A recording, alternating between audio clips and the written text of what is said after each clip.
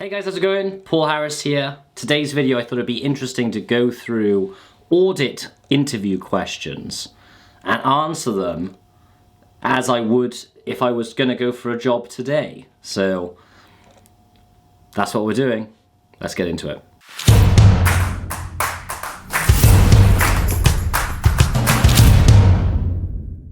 So for those who don't know, I was employed by one of the top 4 professional firms. I did external audit for 4 years before leaving. So obviously I managed to get a job at one of these companies. I thought it might be interesting because I know a lot of people follow me and for, you say, accountant support and career-based videos. So I thought I'd go through a list of questions. I just Googled top interview questions. And I thought I'd go through and answer them how I would answer them today. Maybe you pick up some tips. Maybe you get a different stance on how I would answer them, which might give you a different dynamic on how you should answer them. Hopefully it's useful. That's the main thing. Okay, so here we go. We're in. Obviously some of these aren't going to apply based on what your experience is with different, part-time jobs or whether you have got experience in uni. So what I might do is go through and sort of answer them how I think you should answer them in certain situations where they're a bit more too applicable to just me. Okay, so these are specific to Deloitte apparently, but I imagine it's applicable to PwC, KPMG, Ernst & Young, all those ones. So question 1, describe a time you collaborated with others to achieve a goal. Okay, so having worked in the accountancy industry for like 10 years, I have plenty of experiences where I've almost, managed people and delivered on business plans and reported to senior people within companies. Whereas I don't think you'd have that experience going straight for a job in audit. But I would think that, the key ones are going to be talking about certain projects that you've done at university where you stretch the truth and say that you were the one who coordinated the work. So set up meetings where you got together with people in your university and you were the one who, took the notes down and after each meeting set out reminders and set out targets and coordinated the work. So you're sort of highlighting that you were the sort of leader in the group. Even if it's a sports related club that you're a part of, I'd be thinking about how you were the one who organized, certain matches and coordinated people for like training exercises, or if it's like a part-time job you've had, then talk about how you're able to do something to deliver, a financial goal, whether that be, say you worked in a shop, maybe it's in terms of pushing certain products or promoting certain items. So those are the type of things I would be talking about in question 1. Number 2, give me an example of when you've dealt with a difficult character. Now, think about the sort of difficulties that are universal with people. So people who don't want to pull their weight, or you might have, you might instantly think of like overly aggressive people, but those aren't people that you generally come across in a work environment. Generally in a work environment, the type of people that you come across are people who don't want to do their work or trying to push you off on somebody else, even though they're the person you need to be speaking to, particularly if it's like an audit situation. You're often asking people to help you, even though they're busy with their own job and they don't want to help you. So those are the type of difficult people that you want to try and think about. Maybe you're working on a university project and there's a certain character who's lazy or doesn't think it's their responsibility, and it's about structure and how can you motivate those people. Those are the type of answers I'd be coming up with.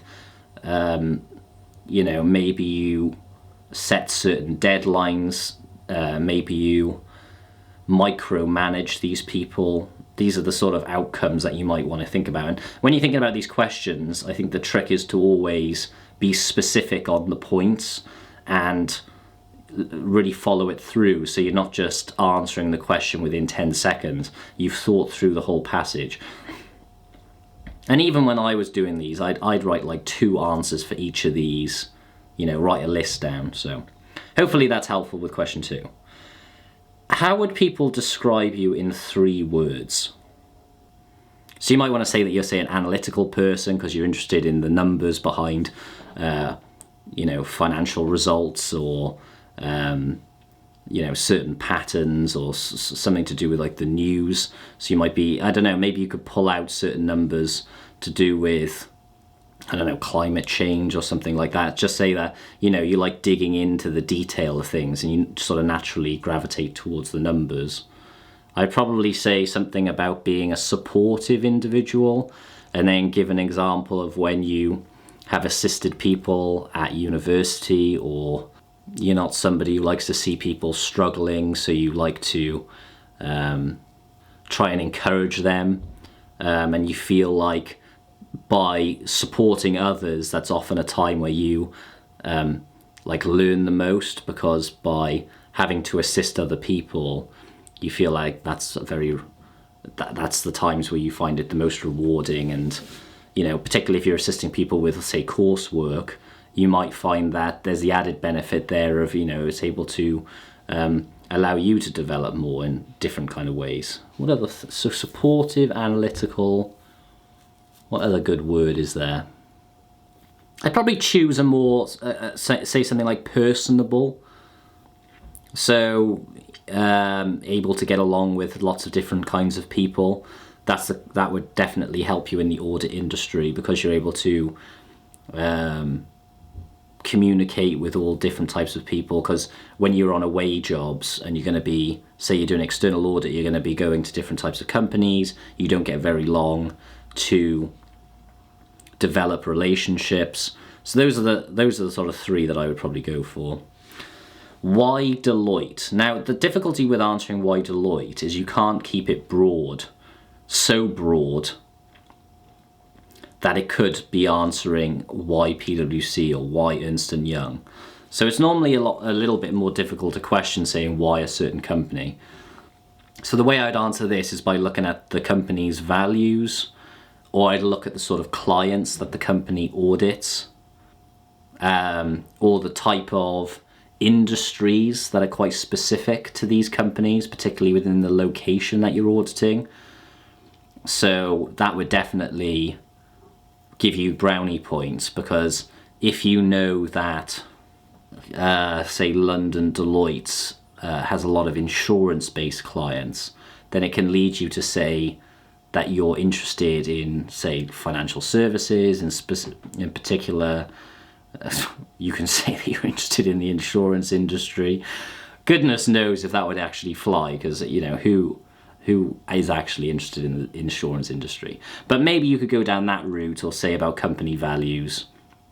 I think you can add in there that that Deloitte has a great training program, or maybe you're familiar with other people who have started out that company and you know that they have a really good reputation, and the person that you know can't speak highly enough about it. And maybe they've been done an open day at your university. That would be a great one to say, you met people at the open day and you spoke to them and they just seemed like people that you could really get along with and you'd be happy to work with, and it just seems like such a great experience to work at a company that focuses so much on the people. That's the sort of thing I would say on that, to give you some tips. Why audit?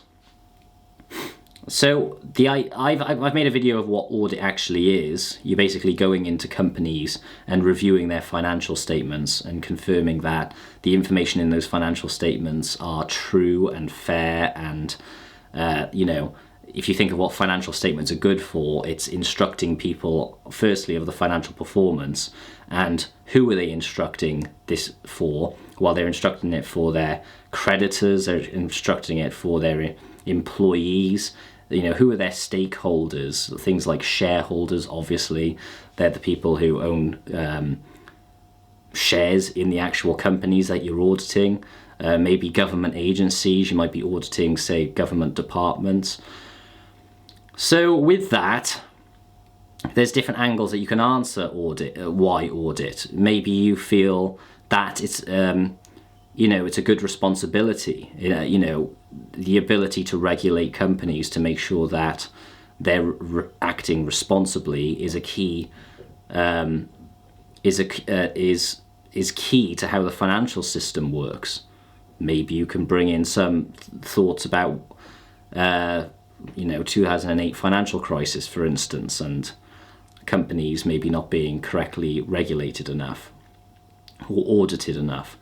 And then maybe you can say, so that from the important standpoint, audit has a good role. Then you have the fact that within audit you get a very quick space of time. So you do an audit within a couple of months. You get to understand the financials of an entire company. So compare that to, say, a role where you're in a financial company and you're just doing one part of the job. As an auditor, I generally think you can see a much broader view of how the company is performing and some of the real key details of the financials. And you speak to people like the directors and the CFOs of these companies.